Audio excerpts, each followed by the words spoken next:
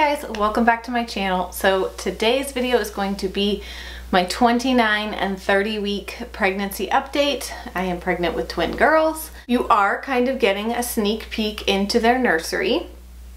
That is where I am sitting right now, is on the floor in the nursery.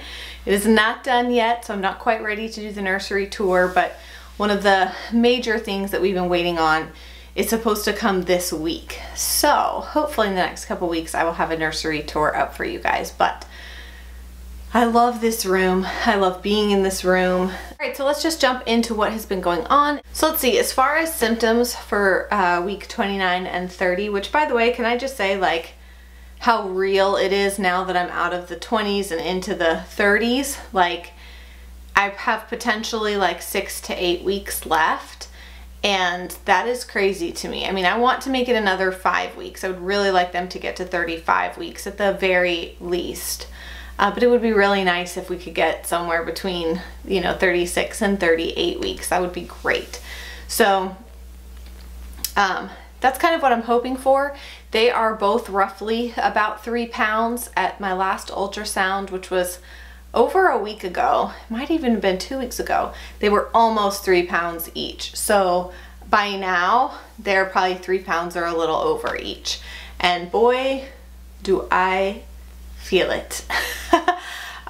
They are definitely running out of space in there, and they really like to kick each other and go back and forth. I'm hoping that if we can make it that far that we will have, good like 6 pound, maybe somewhere around there, baby. So that would be great.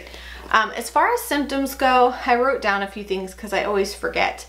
And I meant to talk about this in my last update because it was actually happening more then than it is now, but is that I've been having like this burning sensation through my belly button. And at first it kind of freaked me out. Like it feels like tearing, basically, like something's tearing. And through research and through asking you guys on Instagram, because that's like my favorite thing to do when I have a question about my pregnancy, because there's so many knowledgeable people out there, and it's easier than waiting 2 weeks to see the doctor to ask a question. And I don't like Googling things because that can get scary. Anyways, my point is that y'all let me know that that was probably muscle separation, potentially hernia kind of coming through. So I will not be surprised. I did not have, I think it's called diastasis recti or something like that. I could be butchering that, but it's the separation of your ab muscles. I didn't really have that in my singleton pregnancies. But then again, I never got this big with either one of the girls. So my belly has definitely surpassed the biggest it's ever been. And so I feel like now I'm at the place where it's kind of starting to like, the muscles are separating and it's getting kind of painful, because in my other pregnancies, my belly never got like to the point where it hurt. Like it never got that big that like it hurt. And this is definitely like really tight all the time.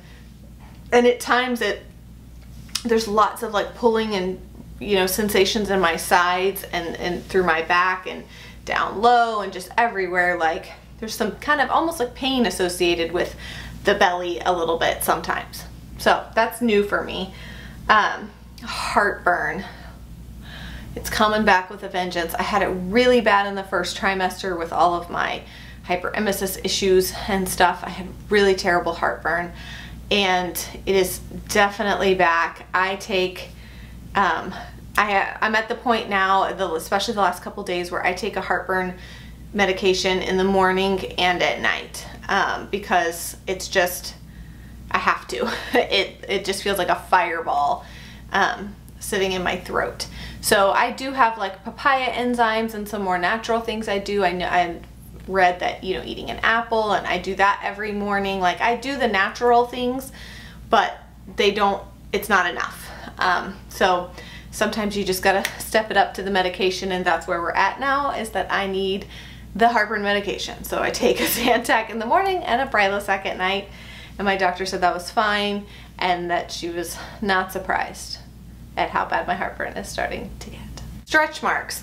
I don't know if I've talked much about this or not, but I had stretch marks kind of just in the lower part of my belly, below my belly button, and like down to my pubic bone area from my singleton pregnancies. And even with Kennedy's pregnancy, where I did not get big at all. I noticed the stretch marks at 34 weeks and she was born at 36 weeks. I'm a believer that they are hereditary because I was not big with her at all. And they just happened. And then when I got pregnant with Shelby, and I was a little bit bigger than I was when I was pregnant with Kennedy, they got a little bit, I didn't get any new ones, but the old ones got a little longer. Does that make sense? And that's what I'm seeing this time, is that the top of them, like the bottom parts of them are white, and then the top of them are starting to get like red purple where they're like stretching out more. So I don't have, the only place I have new ones is on my hips right here on my sides. I've gotten new ones there, but the old ones that are on my lower belly have just gotten a little longer. But like I said, I have no idea if I'll end up getting them up top and through my side area and stuff. So far there's nothing there, but yeah, I mean, it is what it is. I don't care. I'm just sharing because I know a lot of women are curious, and some are lucky enough to not get any stretch marks, but not me. And honestly, I've had stretch marks since I was probably 12. When I had like my tall growth spurt, I'm 5'8", so I'm pretty tall. I'm fairly tall for a girl. When I had my like around 12, when I kind of had my like height growth spurt, I got them on the outsides of my thighs, the insides of my thighs, the back of my legs, like, and I was so self-conscious of them at that young age because most of my friends didn't have them, but I did. So I've had them for most of my life that I can remember, and it is what it is. All right, the next thing we're gonna talk about is something that's not fun to talk about, but it's a reality of pregnancy, and it is not fun, and that is hemorrhoids. I don't know if it's from the weight of the babies, from my weight, from the extra weight on my body, or you know what it is, but they have arrived and they do not want to go anywhere, and I am using every tool in my arsenal, everything. I have the Tux pads, I have the wipes, I have Preparation H, the thing that you, and then I also got some of that Dermablast that a lot of people put in their postpartum kits that you spray down there, that's kind of like a numbing agent. I got some of that as well, and it's just a constant like treatment cycle, like constant, and they're not going anywhere. That is one of my least favorite side effects of pregnancy. And I don't remember getting them with Shelby. I think I got them after I pushed Kennedy out. After she was born, I got one. But I'm 30 weeks and it's arrived and it's painful and it doesn't seem to be going anywhere, and it does make it, I was telling my husband, like, it just makes it hard because there is almost no comfortable position anymore because my tailbone is still hurting really bad. And then add hemorrhoid pain to that, and it's like I can't sit down, and I try to like sit on one side and sit on the other, and constantly having to like rotate positions. I can't stay in one position for too long. Sitting or laying, my hips go numb, you know, that kind of thing. So I just have to constantly like flip-flop and rotisserie myself and find different places to sit. And I actually got a lot of stuff done yesterday. I had kind of like a really intense nesting day where I was like working in here in the twins' room and doing all this laundry and washing my makeup brushes, and like I just felt like I needed to, sorting through my clothes, starting to pack my hospital bag. Like I just did all this stuff yesterday, but it was nesting combined with the fact that I just was in so much pain trying to sit down that I was like, I'm just not gonna bother sitting down. The only problem with that is that now I'm at a place where I can't really walk around or do much like even just standing up, I start to have like Braxton Hicks. So I'm definitely having a lot, and I don't think I've talked about that. I've been having Braxton Hicks since late first trimester, which is normal for me. Even in my first pregnancy, around I think 12 or 13 weeks was the first time I experienced a Braxton Hicks contraction. And obviously, having been through labor twice, I know the difference between a Braxton Hicks and a real contraction. So I'm careful about that. But I will say, in this twin pregnancy, the Braxton Hicks have been more on the uncomfortable side. They're supposed to not be painful, right? That's what they tell you, is it's a contraction, but it's not painful. Well, when you're pregnant with twins and it's squeezing them together, it actually does, it's not pain, it's discomfort. It's discomfortable, as they like to say in the hypnobirthing world. I think that's the word they use, discomfortable. And it also usually makes me feel like I'm gonna pee my pants. Like, between squeezing the babies and then them putting pressure on my bladder, whenever I have a Braxton Hicks contraction, even if I've just peed, I will have to like run to the bathroom because I feel like I'm gonna pee my pants because it's just like on my bladder. As far as my doctor's appointment, I've been to the doctor quite a few times since my last video. So we went and did the ultrasound at the high risk, the MFM doctor. We went and did the ultrasound there to look at baby B's heart. If you don't know what I'm talking about, you can watch my previous update, but at one of our routine growth scans, they discovered that baby B, Miss Amelia, has an arrhythmia, and her heart was beating off. So they sent us for a, more in-depth ultrasound at the MFM, and at that ultrasound, which that appointment took forever, they said they felt like it was benign. It was just because her heart wasn't fully mature yet, and that it would probably just clear up on its own. But they wanted us to go have a fetal echocardiogram done just to make sure. So they sent us to that. The other thing was that during that ultrasound, baby A looked fine, everything was good.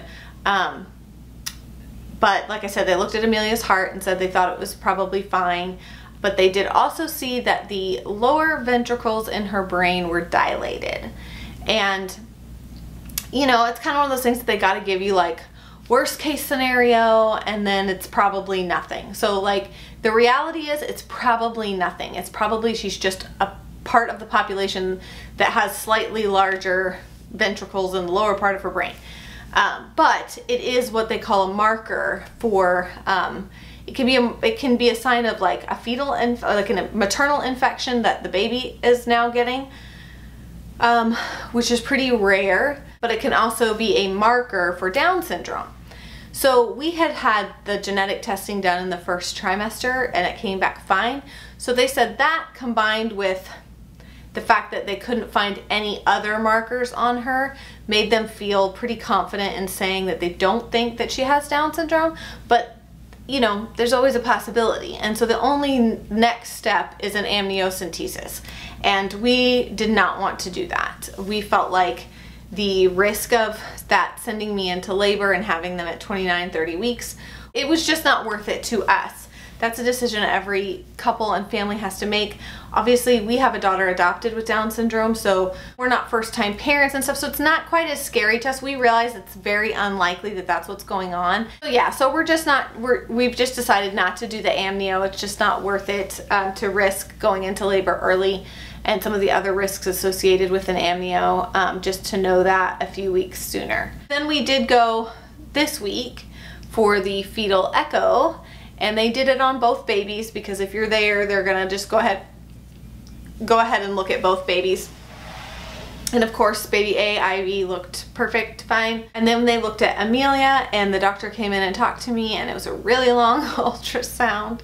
But the doctor came in and talked to me and said, that she has what they call a PAC, which is a premature atrial contraction. So your heart beats like top, bottom, top, bottom, top, bottom. Hers kind of goes like top, bottom, top, bottom, top, bottom, top, bottom, top, bottom, top, bottom. Like and she doesn't even do it every cycle of heartbeat.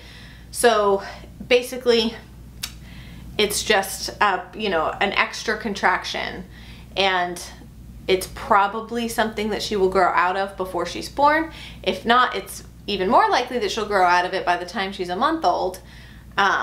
The only thing about it is it puts her at a higher risk of having an SVT, which I'm gonna butcher this, but it's like supraventricular tachycardia.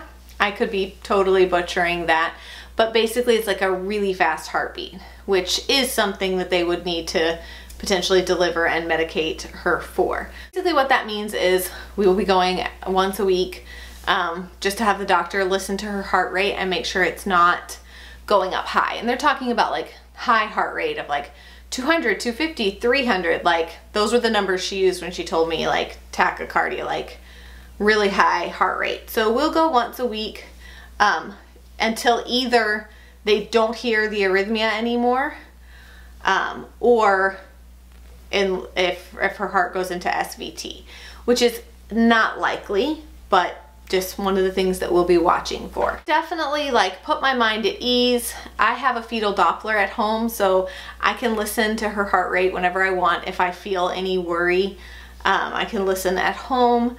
And I have a sense of peace that she's going to be totally okay. It's kind of like I told the doctor, I feel a little bit like she just kind of drew the short straw in there, and that she's kind of got the things going on that are just enough to make doctors perk up, but not enough to cause any like real problems or be an issue for her or for needing to be delivered early or anything like that. So we're just going with the flow, and I will, like I said, be going to the doctor basically weekly. They also said that unless she has unless she goes and has an SVT, unless that happens, that she should be fine to tolerate labor. Right now they are both head down. I don't know if she'll stay that way. Baby A has been head down. I don't know that she can go anywhere. I'm pretty sure she's jammed down in there. But baby B has gone back and forth between breech and head down. So for right now, she's head down. We'll see if she stays that way. Y'all know my dream is to be able to have a vaginal delivery and all of that, but we'll just have to see if her heart rate does anything crazy during labor, then we might have to go in for a C-section and you know, all that kind of stuff. So I'm flexible, but it would be wonderful if I could have a vaginal delivery for both of them. I've been chugging lemon water. I've just been making pictures of water and cutting up lemon and dropping it in and putting it in the fridge so it gets really cold, and then just chugging lemon water. The other thing I did want to mention is I am dealing with a lot of swelling. Mostly been in my hands and feet and like calves. So, and in my face too. Before my doctor's appointment on Tuesday, I took the kids to my sister's and she was like, yeah, your face looks really swollen today. And then I went to the doctor and I was up 5 pounds from my last doctor's appointment. I can't think of any other like symptoms and stuff, just swelling. And yeah, like I mentioned, I had been up like 5 pounds at that appointment from the last one, which is a pretty big jump in weight for a 2-week span. But then I weighed myself this morning and I was back down 2 pounds from what I weighed at the doctor's office. So I think a lot of it is swelling and water retention, and then my weight's just gonna fluctuate depending on how much water I'm retaining that day. I mean, I think that's it, you guys. I'm very, very excited to show you the nursery. That's gonna be coming up soon. And the other thing I'm thinking, since I'm going to the doctor weekly and we are in the 30s now, I may start doing weekly pregnancy updates that will be shorter and weekly.